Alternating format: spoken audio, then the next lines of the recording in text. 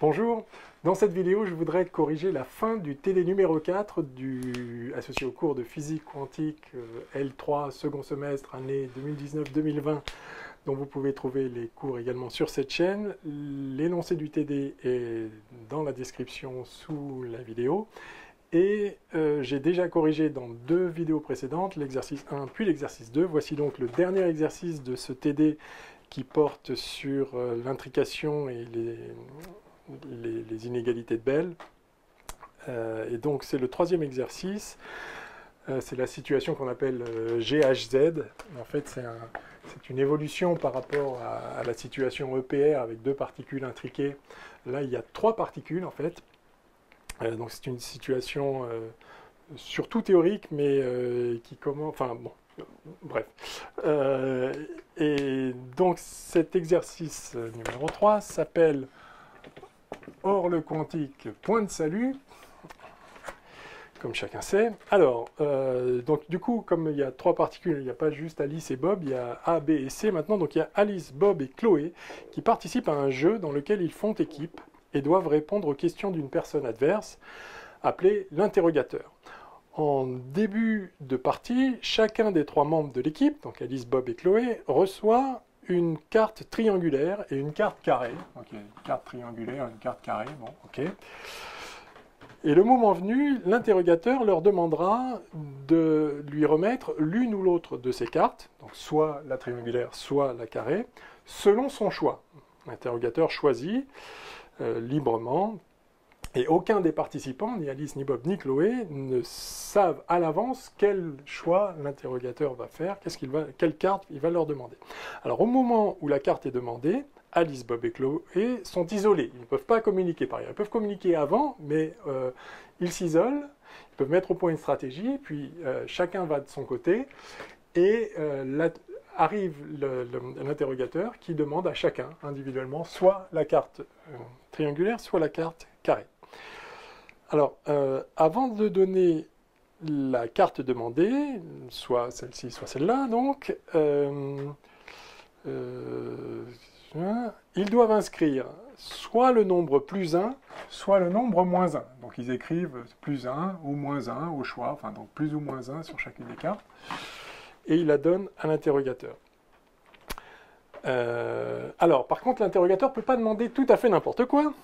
L'interrogateur doit respecter une règle simple. Soit il demande aux trois membres du trio la carte triangulaire, soit il demande à tout le monde celle-là, soit il demande à l'un d'eux la carte triangulaire et aux deux autres la carte carrée. C'est lui qui choisit, mais par contre, il ne peut pas demander deux triangulaires et une carrée. C'est soit toute triangulaire, soit une triangulaire et deux carrés, à qui il veut. Bien. Alice, Bob et Chloé sont déclarés gagnants si, et seulement si, le produit des nombres inscrits sur les cartes que l'interrogateur aura collectées est égal à moins 1 si l'interrogateur a demandé aux trois la carte triangulaire. Donc, je vais commencer à noter. Donc, l'interrogateur peut demander... Alors, donc, on a Alice, Bob et Chloé. Je vais noter TA, TB, TC. Donc ça, c'est l'interrogateur peut demander aux trois la carte triangulaire. Donc ça, c'est une possibilité 1. L'interrogateur demande à Alice, à Bob et à Chloé la carte triangulaire.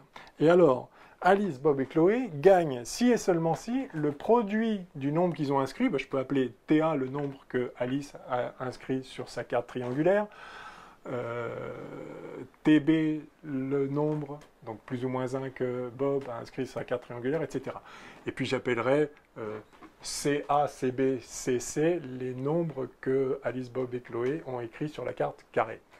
Donc, si l'interrogateur demande les trois cartes triangulaires, Alice, Bob et Chloé gagnent collectivement, ils font équipe, si le produit de leur nombre, plus ou moins 1, est égal à moins 1.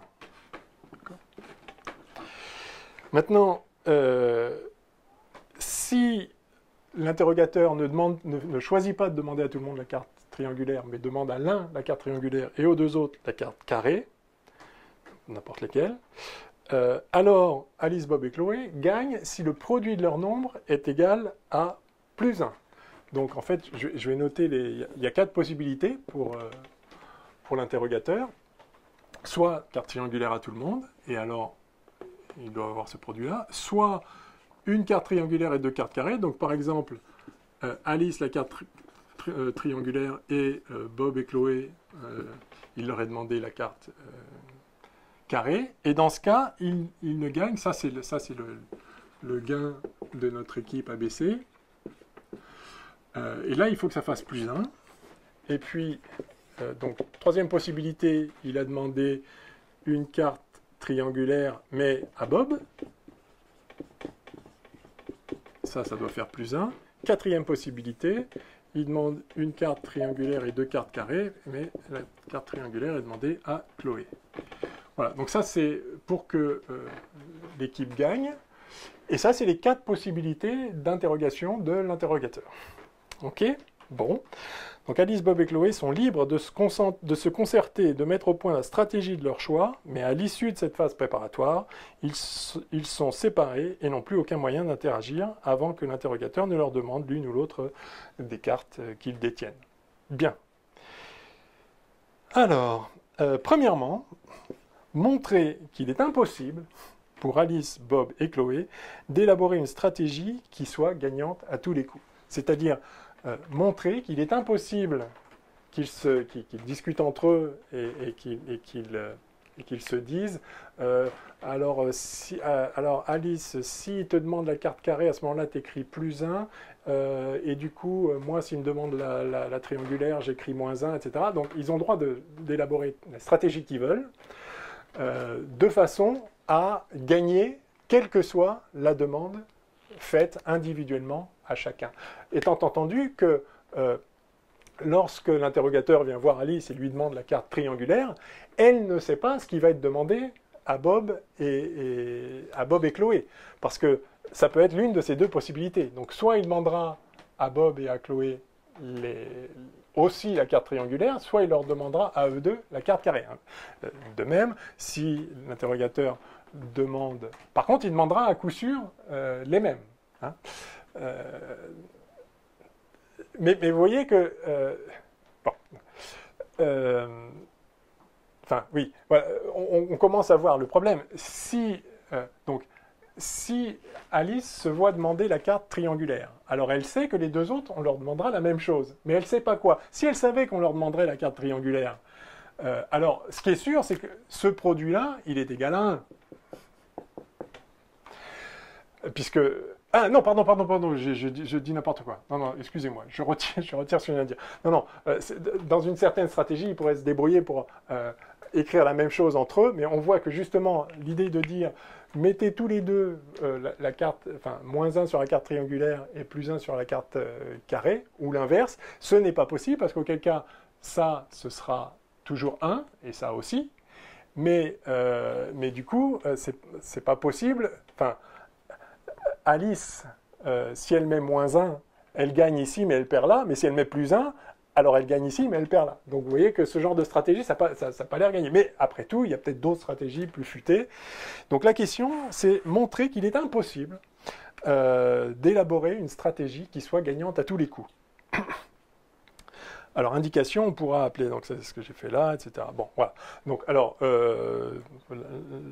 l'indication consiste juste à proposer de nommer les nombres comme ça, de façon à pouvoir manipuler des grandeurs algébriques plutôt que des raisonnements avec des mots qui sont parfois plus compliqués. Bon, alors, la réponse, je vous la donne. Pour montrer qu'il est impossible de trouver une stratégie, hein, c'est toujours un petit peu délicat quand on demande de montrer qu'il n'existe pas de stratégie. Il ne suffit pas de dire bah, j'ai cherché pendant 3 heures, je n'en ai pas trouvé. Bon, il faut un raisonnement qui le démontre. Alors en fait, ici, il y a un raisonnement très très simple, c'est qu'il suffit de faire le produit de toutes des valeurs, quelles que soient les valeurs choisies par Alice, Bob et Chloé. Si vous faites le produit de ça, fois ça, fois ça, fois ça, vous avez ici TA carré, CA carré, TB carré, CB carré, TC carré, CC carré. si vous faites le produit, chacun a utilisé 2 fois la carte carrée, 2 fois la carte triangulaire. Donc, quoi que ce soit qu'ils écrivent dessus, que ce soit -1 ou +1, ça fait 1, ça fait 1, ça fait 1, ça fait 1, ça fait 1. Par contre, ça fait -1. Et donc on voit tout de suite qu'il est impossible que ces 4 égalités soient vérifiées en même temps. Voilà, c'est aussi simple que ça. Donc, il est strictement impossible, même pas de temps en temps, jamais. Donc là, en fait, la particularité de cet exercice-là, enfin, c'est la particularité de la situation à laquelle se réfère cet exercice, c'est qu'on va construire une inégalité de Bell, l'équivalent d'une inégalité de Bell, c'est-à-dire quelque chose qui est vérifié dans toutes les situations à variable cachée, mais qui correspond à quelque chose de différent de ce que prédit la physique quantique, auquel cas, en principe, il n'y a plus qu'à faire l'expérience, et on va voir si la physique quantique a raison, auquel cas, ça éliminerait d'un coup toutes les théories à variable cachée potentielles.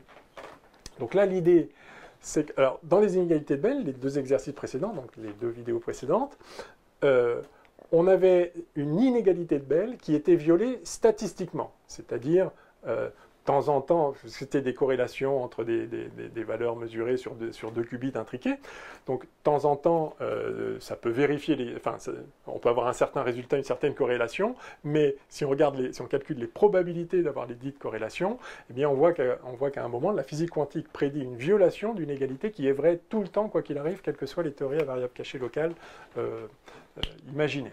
Donc là, la puissance de cette situation, bien que ça va impliquer 3 particules, et donc expérimentalement, on n'y est pas encore tout à fait, encore que, il me semble qu'on a je ne suis pas sûr.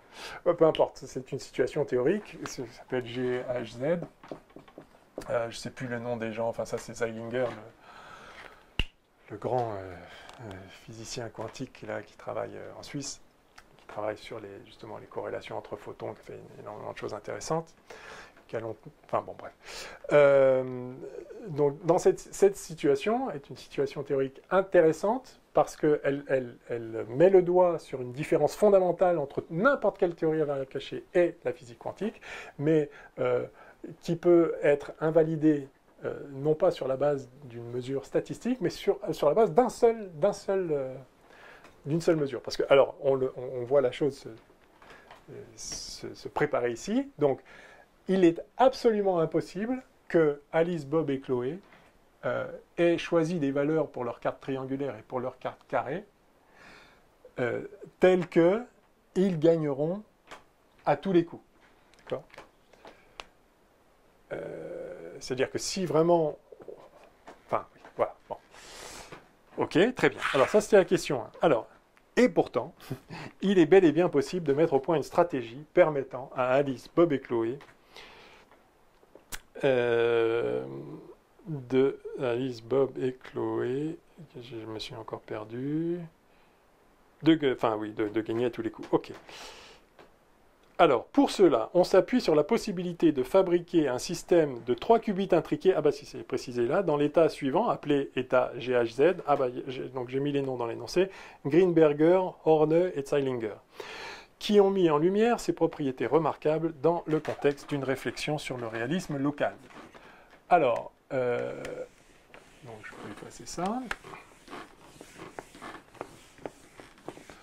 Donc on a vu qu'il était impossible de gagner à tous les coups, et maintenant on va voir qu'avec un système préparé dans l'état, donc un système de 3 sous-systèmes, de 3 qubits, préparé dans l'état GHZ, le nom de ces messieurs, là, Greenberger, Horne et Zeilinger, l'état en question, c'est 1 sur racine de 2.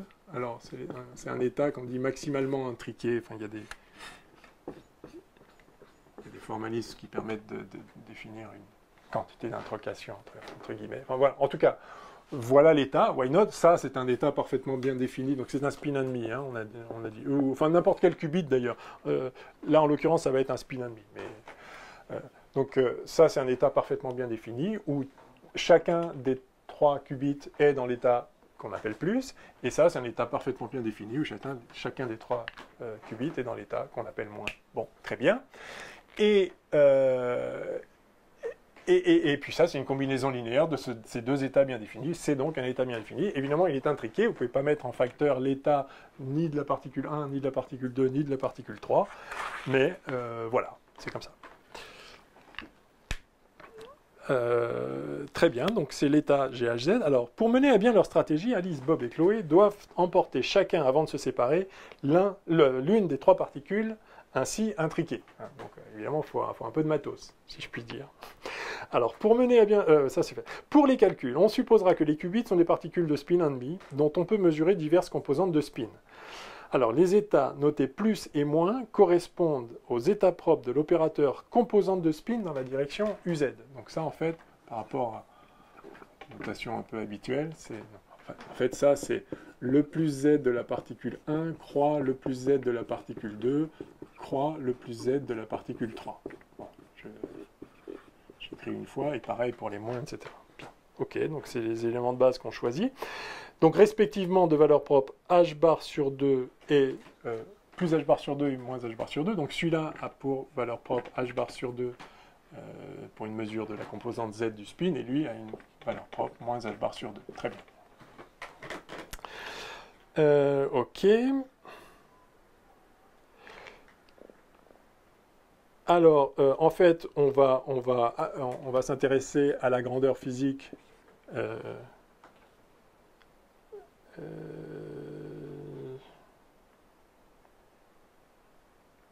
oui, d'accord. Donc ça, c'est la valeur propre de SZ.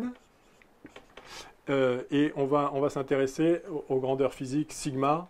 Donc sigma Z, c'est 2 sur h bar SZ, de telle sorte que ça a pour valeur propre, comme vous savez, plus ou moins 1. Suivant. Donc pour cet état-là, c'est plus 1. Pour cet état-là, c'est moins 1. OK. Alors de même, on définit sigma x pour Alice, c'est 2 sur h bar, la composante du spin de Alice, enfin de la particule d'Alice dans la direction x, etc. Sigma y, pareil. Et puis évidemment pareil pour Bob, pareil pour Chloé. Enfin, on définit les grandeurs de façon naturelle. Ok. Alors, rappelez l'action des opérateurs sigma AX et sigma Y,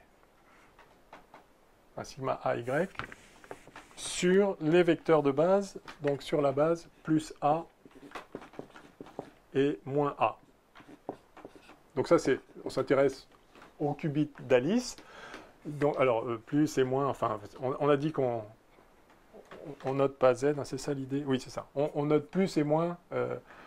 Quand on met plus et moins, ça sous-entend que c'est dans la direction Z.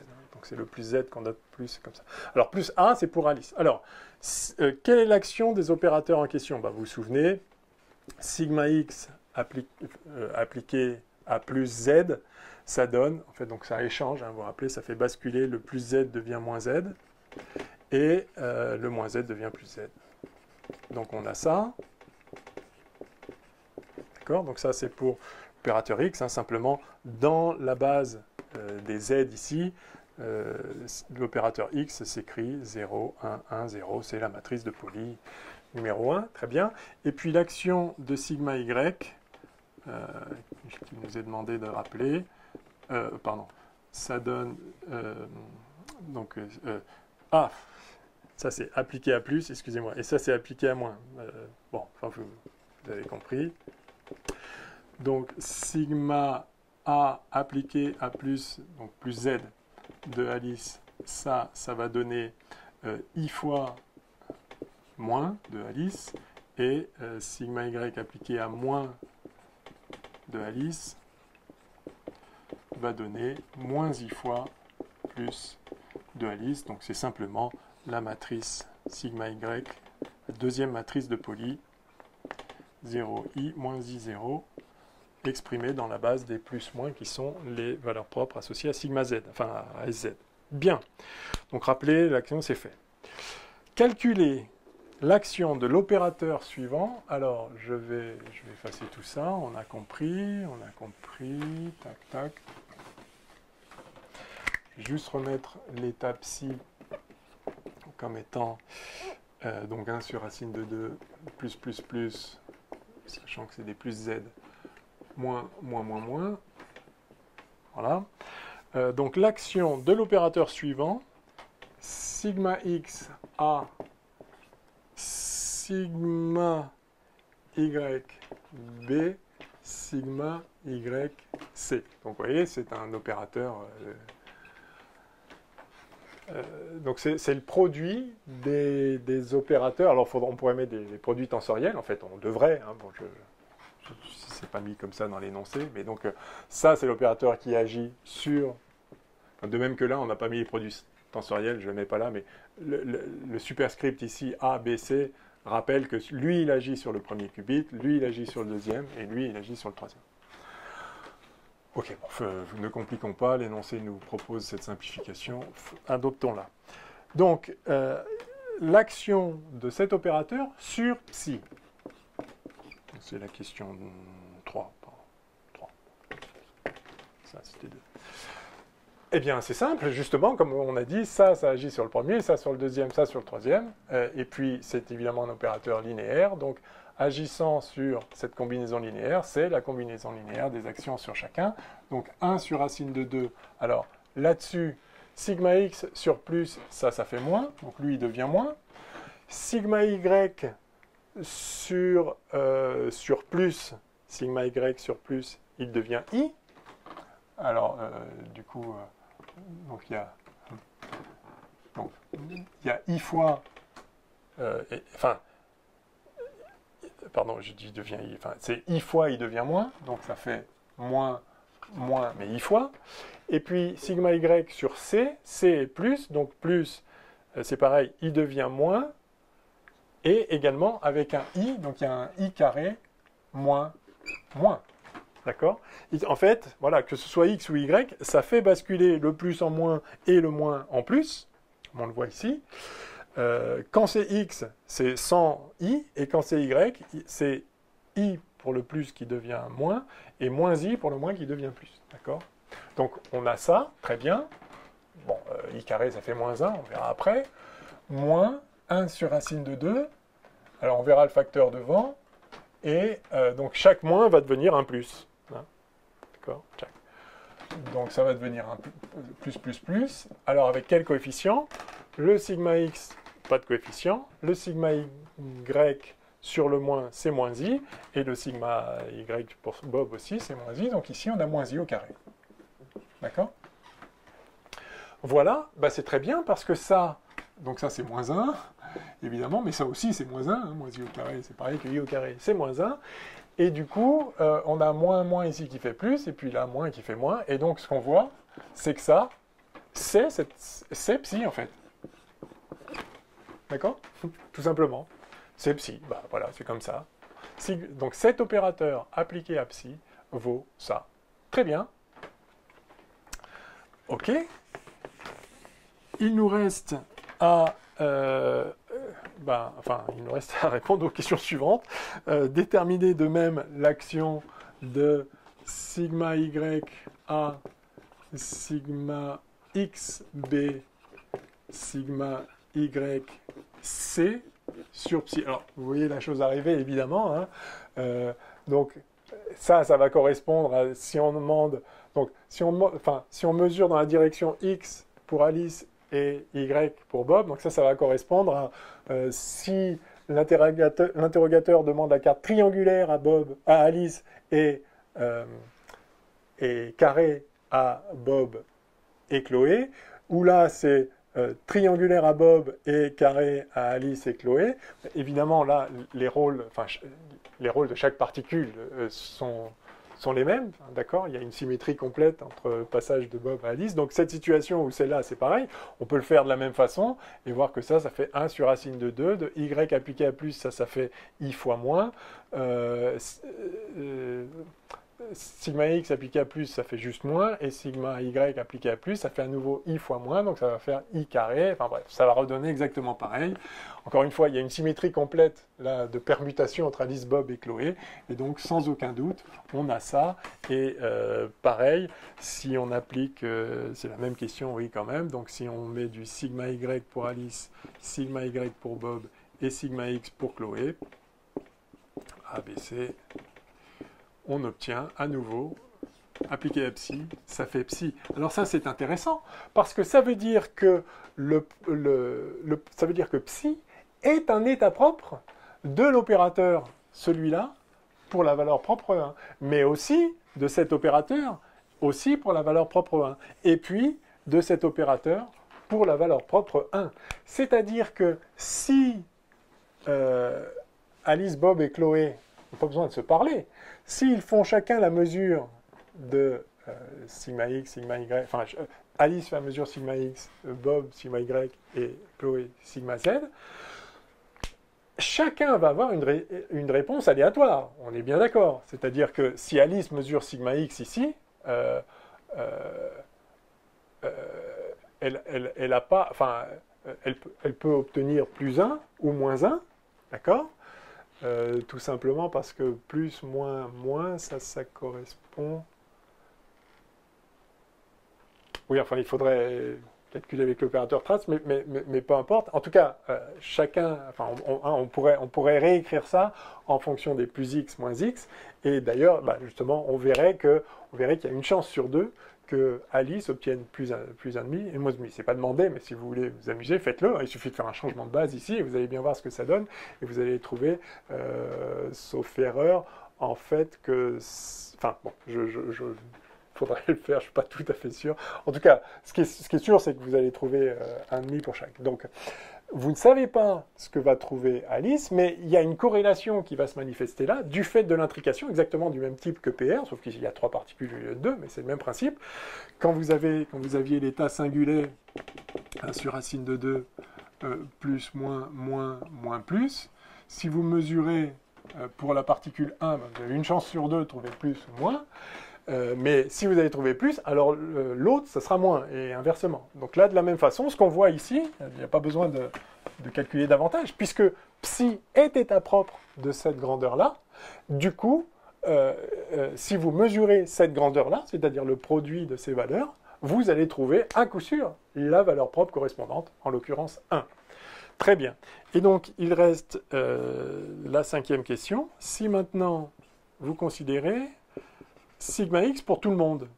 Donc ça va correspondre à la situation où l'interrogateur demande à Alice, Bob et Chloé, à eux 3, la carte triangulaire. Alors, regardons ce que ça donne. Si on applique sigma x à psi, eh bien, donc ça fait 1 sur racine de 2 fois, alors sigma x, le plus devient moins, le plus devient moins, le plus devient moins. Donc ça fait moins, moins, moins. Il n'y a pas de facteur i qui vient. Et puis, moins, cet opérateur appliqué à ça, enfin, moins 1 sur racine de 2, je vais mettre en facteur. Si le moins devient plus, le moins devient plus, le moins devient plus, donc moins, plus, plus, plus. Et voilà, c'est aussi simple que ça. Ça, c'est égal très précisément à moins psi. Et donc, à nouveau, cet état très particulier, cet état GHZ, là, psi GHZ, cet état est vecteur propre, ou état propre, si vous voulez, de l'opérateur produit de tous les sigma x, avec la valeur propre, moins 1. Et donc, c'est extraordinaire, parce qu'à nouveau, quand vous faites une mesure de sigma x pour Alice, vous avez une chance sur 2. Mais suivant ce que vous trouvez, vous allez projeter l'ensemble de l'état sur l'état propre, sur la composante pardon, de l'état qui correspond à la valeur que vous allez trouver pour Alice. Et du coup, les valeurs des autres seront déterminées. Alors peut-être pas immédiatement, peut-être qu'il faudra aussi que Bob, il y aura encore un choix, mais si une fois que Bob choisit, alors du coup, c'est la plus choix. Enfin, peu importe, on pourrait le faire en détail, regarder qu'est-ce qui se passe à chaque mesure. Il faudrait juste réécrire ça dans la base des choses qui sont mesurées pour savoir quel va être le résultat. Mais peu importe, ce qui est sûr ici, c'est que cet état est état propre de ça, et donc, quoi que vous fassiez, si vous êtes dans cet état-là et que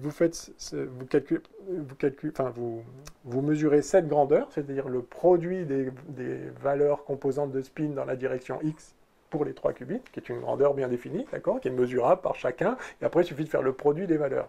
Donc c'est une grandeur bien définie, et bien cette grandeur est associée, comme toute grandeur physique, à un opérateur qui agit dans l'espace global du système. Cet opérateur, c'est celui-là. J'ai retiré les produits tensoriels, mais c'est ça, comme je disais. Cet opérateur, associé à la grandeur physique qu'on mesure, agit sur l'état du système d'une façon qui révèle que l'état du système est état propre pour l'opérateur en question.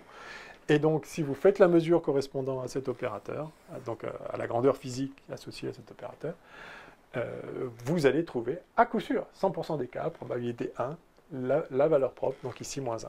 Bon, ben voilà, en déduire une stratégie gagnante pour Alice, Bob et Chloé. Donc, vous voyez, c'était très simple. Hein. Nota bene, si leur vie en dépendait, leur expertise en physique quantique pourrait donc bien être leur seule chance de salut. Voilà, donc hors du quantique, pas de salut, c'était l'idée. Donc vous voyez comment ça se passe. Ce qui était impossible à faire classiquement, et donc ce qui serait impossible s'il existait des variables cachées locales. Ça veut dire quoi, les variables cachées locales? Ça veut dire que qu'Alice, Bob et Chloé ont déjà déterminé avant de se séparer, enfin quand ils se séparent, chacun sait ce qu'il va écrire sur la carte triangulaire ou sur la carte carrée, et donc quoi qu'on leur demande, de toute façon, la réponse, elle est déterminée. Elle est déterminée à l'avance par chacun. Enfin, c'est une propriété de l'état des cartes que les deux joueurs ont dans la main. Enfin, que les trois joueurs ont chacun dans la main. Des deux cartes que les trois joueurs ont dans la main. De même que s'il y avait des variables cachées locales, l'idée c'est que, ok, je ne sais pas, je crois, enfin, je suis dans cet état-là, mais si je connaissais tout sur le système, le résultat de la valeur de la mesure de sigma x A, par exemple, ce ne serait pas aléatoirement plus 1 ou moins 1. Ce serait ce que l'état réel, dont j'ignore une partie, détermine que ce sera. Et donc, soit plus 1, soit moins 1, mais il y a quelque chose dans l'état du système, localement, dans le qubit que détient Alice, il y a quelque chose qui sait déjà que si je lui demande x, il va répondre plus 1, ou alors moins 1, mais déterminé, et pareil pour y, etc. Donc, cette situation, avec variable cachée locale, correspond exactement à la situation présentée précédemment, où on écrit sur une carte à l'avance ce que ça va être. Eh bien, ce qu'on a vu, c'est que dans un cadre comme ça, il est impossible de gagner à tous les coups. Or, si on procède de la façon suivante, c'est-à-dire que on se place dans un état, enfin, dans un état comme ceci, et qu'on croit à la physique quantique, et que donc il va se passer ce qui va se passer, c'est-à-dire cet état est état propre de ça avec la valeur propre plus 1, celui-là avec état propre, enfin le même état est état propre de cet opérateur-là avec la valeur propre plus 1, de celui-là avec la valeur propre plus 1 et de celui-là avec la valeur propre moins 1, alors la stratégie gagnante est très simple, il suffit de fabriquer un triplet de qubits intriqués dans cet état-là, qui est un état parfaitement possible, ça peut être dur à faire, mais c'est un autre problème. Il suffit de fabriquer un triplet de qubits dans cet état-là, et alors, et de se dire, ok, donc on en prend chacun un, et si on dit que triangulaire c'est x, et que carré c'est y, et donc si l'interrogateur nous demande la carte triangulaire, hop, on mesure la composante x, et on note le résultat, plus 1 ou moins 1, et on donne la carte. S'il nous demande la carte carrée, pas de problème, on mesure la composante y, du coup, du spin de la particule qu'on a, et on note le résultat, plus 1 ou moins 1. Voilà, on fait ça, chacun, on ne peut pas se préoccuper des autres, il n'y a pas d'interaction les uns avec les autres, mais si on me demande x, je mesure suivant x et je mets le résultat. Si on me demande y, je mesure suivant y et je donne le résultat. Eh bien, ce que nous montre ce calcul ultra simple, hein, on est d'accord, c'est juste appliquer sigma x et sigma y à des qubits, on a vu ça 10 000 fois. Ce calcul ultra simple nous montre que, quoi qu'il arrive, quoi qu'on fasse, le produit de triangulaire carré-carré ou carré, triangulaire, carré, ou carré, carré, triangulaire, ce sera toujours plus 1, parce que c'est un état propre. Et le produit de triangulaire, triangulaire, triangulaire, si c'est ça qui est demandé, sera toujours moins 1. Alors, vous voyez bien, le nœud du problème, c'est que il serait faux d'en déduire, sous prétexte que quand on a mesuré sigma x, on a trouvé plus 1, il serait faux d'en déduire que plus 1, c'était la valeur du système que j'ignorais, mais il y avait vraiment cette valeur-là, c'était prédictible. Non, non, non, pas du tout, parce que si c'était prédictible d'une façon ou d'une autre, quelle que soit la façon, si c'était prédictible, ça voudrait dire que cette valeur était justement prédéterminée, or, il n'est pas possible d'attribuer de manière d'attribuer aux grandeurs sigma x et sigma y de chacun des qubits de Bob, d'Alice et de Chloé, il n'est pas possible de leur attribuer des valeurs prédéfinies d'une façon telle que ce produit-là fasse 1, celui-là aussi, mais celui-là fasse moins 1. On l'a vu avant, si ça fait 1, ça aussi, alors ça fait nécessairement ça fait nécessairement plus 1 aussi, tout simplement parce que on peut le refaire ici, hein, de toute façon. Ça fois ça, c'est, si vous regardez pour Alice, il y a ça, et donc il y a 2 fois le sigma y, et donc que ce soit moins 1 ou plus 1, si c'est prédéterminé, je ne sais pas si c'est plus 1 ou moins 1, mais c'est égal, c'est la même valeur prédéterminée. Donc ça, ce produit fait 1, donc il reste sigma x. Donc ce produit-là, ça fait sigma x. Que voilà. De même, ce produit-là, eh bien ça et ça, c'est le même, donc ça fait sigma x de b. Et pareil ici, ça c'est peut-être moins 1 ou plus 1, j'en sais rien, mais si c'est prédéterminé, évidemment, donc c'est le même, le carré, ça fait 1, et il reste sigma y. Voilà. Donc forcément, ça, c'est le produit de ça, or moins 1, c'est pas le produit de 1 plus 1 plus 1. Voilà, enfin 1 fois 1 fois 1. Voilà, c'est aussi simple que ça. Et donc, la physique quantique, dans ce qu'elle prédit, le fonctionnement, la manière dont les mesures des composantes de spin d'un bête qubit spin and Lie, vient invalider la propriété qu'on ne peut pas avoir à la fois ça, toujours plus 1, ça aussi, et ça, toujours moins 1, ça vient d'être invalidé ici. Et donc, évidemment, l'hypothèse en défaut, c'est qu'il n'y a pas une valeur prédéfinie. En fait, effectivement, dans cet état-là est un état bel et bien intriqué, qui n'est pas, dont l'aléatoire des résultats que je constate si je fais une mesure ne traduit pas une ignorance de ma part, ou une incomplétude de la physique quantique dans sa description du monde, mais traduit bel et bien une réalité fondamentale qui est l'intrication, et en vertu de laquelle, dans cet état-là, le système n'a pas pour chacun des qubits un état bien défini. Il n'y a pas un état bien défini du qubit d'Alice, de Bob et de Chloé, mais vous voyez qu'avec cette petite astuce, on peut exploiter ces corrélations liées à l'intrication de façon à déjouer donc une impossibilité classique totalement fondamentale, totalement évidente. Ça fois ça, ça fait pas moins 1. Et pourtant, et donc, alors ce qui est intéressant par rapport à la situation EPR standard, si je puis dire, c'est que, et les inégalités de Bell qui lui sont associées, qu'on a revues dans les 2 précédents exercices, c'est que là, l'impossibilité, elle se manifeste sur une. Enfin, il n'y a pas besoin de faire plein de mesures, de regarder la probabilité. Est-ce que la probabilité de l'un plus la probabilité de l'autre est supérieure à la probabilité du troisième, hein, donc c'est une violation statistique de l'inégalité de Bell. C'est-à-dire que l'inégalité de Bell porte sur des probabilités d'obtenir quelque chose. Là, il suffit d'une mesure.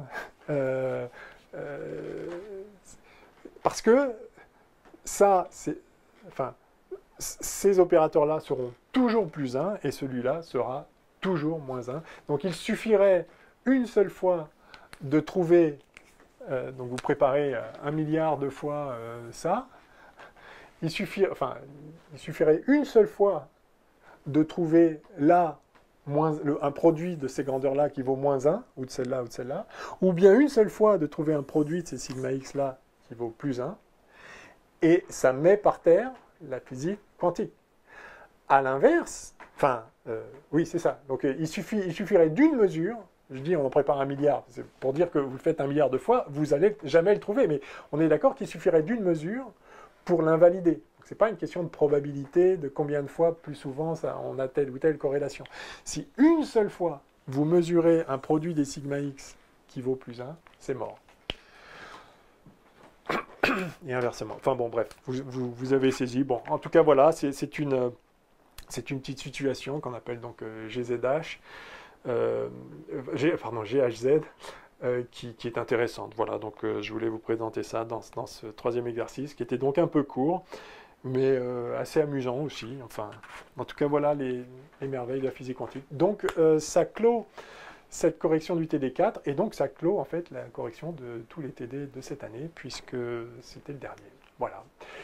Eh bien, bonne continuation à tous et amusez-vous bien avec la physique quantique. Il y a des merveilles. Alors, il y a des merveilles un peu fun comme ça, mais n'oubliez pas de... Enfin, oui, n'hésitez pas à vraiment considérer les implications philosophiques de tout ça, parce que la physique est intéressante en ceci qu'elle nous éclaire sur le monde, hein, et qu'elle nous permette d'ajuster notre représentation du monde. Et comme vous le savez, la physique quantique, ainsi que la relativité, etc., nous contraignent effectivement à revoir un certain nombre d'idées classiques qui sont juste fausses. Voilà. Donc, bonne réflexion, bonne méditation sur la nature de la réalité physique, et à une prochaine fois pour un autre cours ou d'autres vidéos d'exercices. On verra. À bientôt.